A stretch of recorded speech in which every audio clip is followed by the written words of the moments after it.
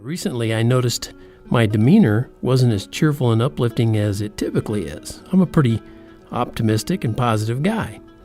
And I didn't like that because it feels good to feel good. You know what I'm talking about, right? You can sense that something's not right, but at first, you don't know quite what it is, right? Well, not one to mope. I just had to ponder what's different. And eureka! I figured out how much less music I was absorbing. And I know from experience, music and the brain are a healthy combination. In fact, music and the brain are like body in the gym. Now, there's certainly no shortage of audio, video, and websites talking to you about how important it is to stay physically fit. But guess what's way more important than your body? Yeah, your mind. If your mind ain't sharp, your six-pack abs ain't gonna do you all that much good. And the good news is, you can help keep your mind and soul sharper by listening to and or playing music. Now, how cool is that? Okay, don't take my word for it.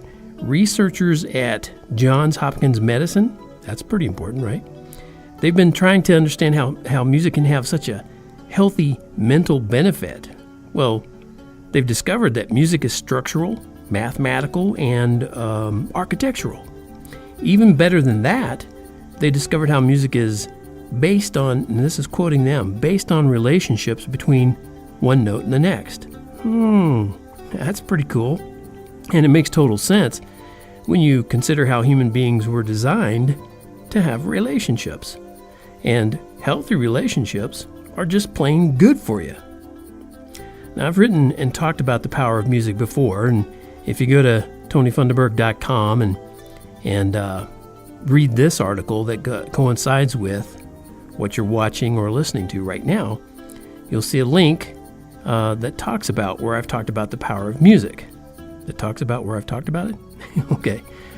But, I'll admit, I haven't even been following my own advice in the past few months. But that's going to change. How, you say? Starting this last week, I added new gear to my recording studio, and I added new software to my computer. But more importantly, I started listening to music again with renewed love.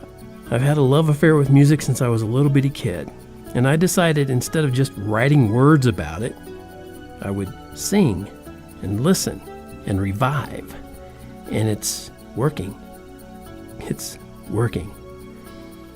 Just putting the hands on my music keyboard more and a little less on my typing keyboard has already rejuvenated my mind, at least some. And the connection between music and the brain is undeniable in this regard. So, my recommendation to you today is to worry less about, what's that commercial say? What's in your wallet? And consider what's in your head, okay? Play some music that maybe you don't normally play and discover how those little relational notes lift you up. Now, I'm going to take my own advice right after I get through with this and play some tunes. And I'll ask you this question as I sign off for this time. What's your favorite brain-boosting song? Why don't you leave me that in the comments or send me an email, Tony@TonyFunderberg.com.